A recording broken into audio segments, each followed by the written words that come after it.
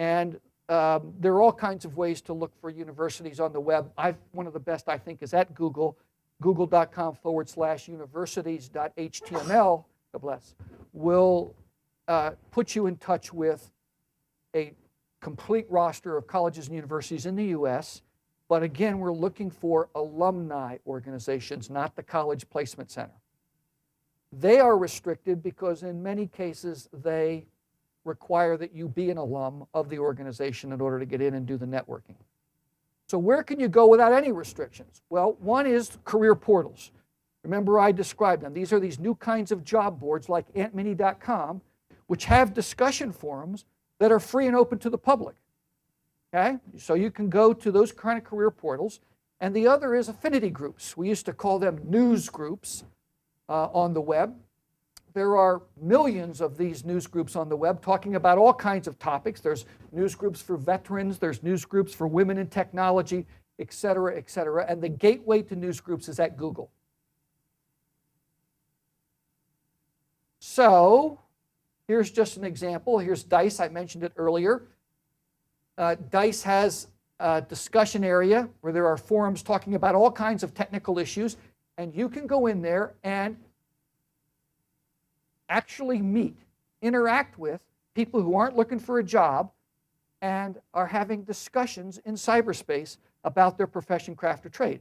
So based on the caliber of their posts, you can discover things like, do they have expertise in the particular kind of sub-skill or subspecialty that you're looking for in IT? What kinds of companies have they worked for? How outgoing are they? What kind of communication skills do they have? All the kinds of things that you might use to pre-qualify a candidate. How do you do it? Okay, professional networking. It is an acquired skill for most of us. So first of all, we have to recognize that we are joining somebody else's party. We have to play by their rules. These discussion forums are pre-existing. If we had more time, one of the things I would suggest to you is that you begin to do networking on your own corporate career site, but that's a topic for another day. You're joining somebody else's discussion forum, so you have to play by their rules. So that means you should join and then lurk. Just kind of watch the conversation a little while before you begin to contribute. How do they handle disagreements? Are they formal or informal with one another? Do they tolerate profanity? Do they talk like New Yorkers or somebody in the Midwest? You got to kind of just figure that out. And then you begin to participate. And here's the rule. Okay? The word says exactly what it means. It's network, not net get around to it whenever you can. Net sit back and have a pina colada. It's network. What does that mean? Well, I think it means you need to invest 2 sessions of networking a week, 30 minutes at a time.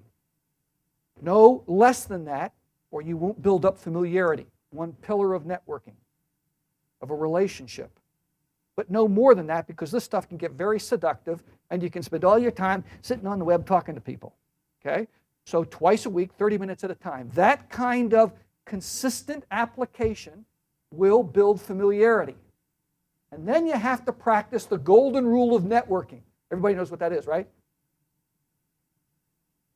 You have to give in order to get. If you want people to pay attention to you, you have to pay attention to them. So you have to offer of your expertise, your knowledge into the dialogue. You have to contribute if you want them to trust that you really have their best interests at heart, and therefore they ought to pay attention to you. Now, I know what you're thinking. Wait a minute, come on. I recruit for pharmacists, or I recruit for Java programmers, and I'm not a pharmacist, or I'm not a Java programmer. What do I bring to this party? You bring yourself. Okay?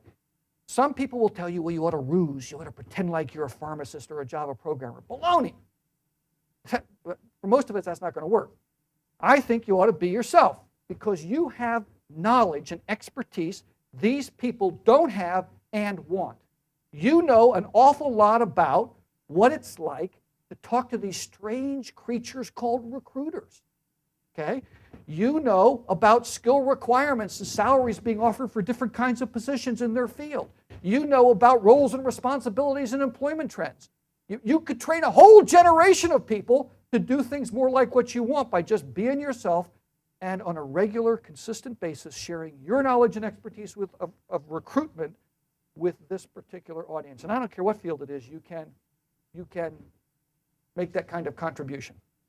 Okay, so I've covered the 3 planes on the top here. I'm going to cover one plane on the corporate career site, and then I get off the podium. Okay. I audit lots of corporate career sites, and Hodes is really very, very good at this, and I think you're going to get a presentation on that later on this afternoon. But here's my rule of thumb. Most corporate career sites have the look and feel of a store. Hey, we're a buyer of labor, you're a seller of labor, let's do a deal. And for people who are desperate for work, that'll work. If I'm a passive person, I'm not here to do a deal. I'm here to get to know you, to do that thing called build a relationship. Okay? So reimagine your corporate career site not as a store, but as a farm, a place where you can nurture relationships with people.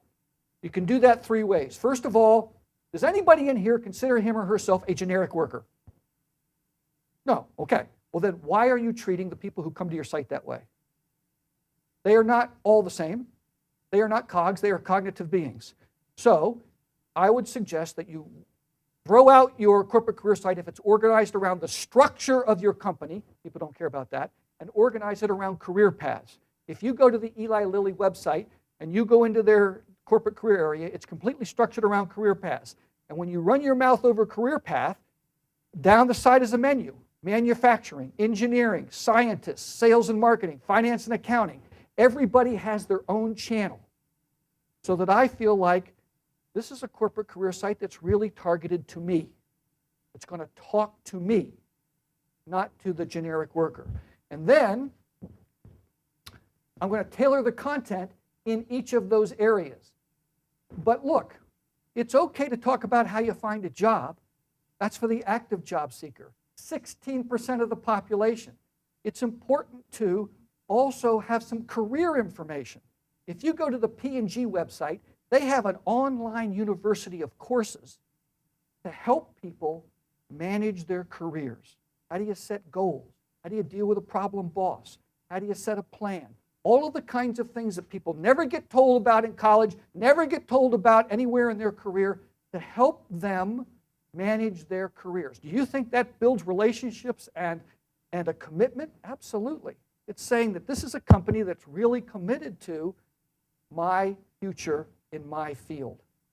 And then finally, it's all about dialogue. Okay? We have to get away from websites that talk at people, have this very pedantic feel, and open it up as a conversation. 3 kinds of conversations. Peer-to-peer. Yeah, you can go out and do networking at somebody else's site. Why not have some of your best and brightest set up a blog in your own corporate career site and communicate the wonderful talent that you have and attract people in their field into your corporate career site, seeing it as a part of their career space. Company to the individual, not mass emailings, but targeted emailings, and then finally company to the community. Okay. Thank you very much for staying with me today. I know I ran a little over. I'm sorry. Just a couple of things. The column that I used to write for the Wall Street Journal about best practices in online recruiting is now a private newsletter. It's absolutely free. If you'd like to get that newsletter, just give me your card with newsletter written across the back and I'll sign you up. I'm going to be here until 1:30, so I can take your business cards until then.